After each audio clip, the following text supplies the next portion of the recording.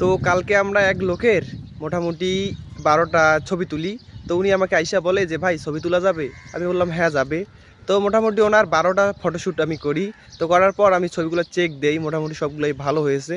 আর 85 আর 250ডির সাথে তো মোটামুটি ছবি ভালোই হয়। তো ওনাকে আমি ছবিগুলো চেক দিতে বলি, মানে ছবিগুলো আপনি দেখতে পারেন। তো উনি আমার বয়সে হয়তো বড় হবে, বড় বলতে ওনার 2-1টা বাচ্চা থাকতে পারে। তো ওনাই যখন উনি ছবিগুলো দেখে তো বলে যে ভাই ছবি ভালো হয় নাই। আমার মতো ছবি ভাই অনেক সুন্দর আসছে। আর মোটামুটি ওনার চেহারা মাশাআল্লাহ অনেক সুন্দর। তারপর বললাম যে ভাই ছবি পছন্দ হয় নাই? বলে না হয় নাই। আমি কইছি কেন? বলছে ভাই আমি নোকিয়া ফোন দিয়ে আগে ছবি তুলছিলাম, নোকিয়া ফোনে তো অনেক সুন্দর ছবি আসে।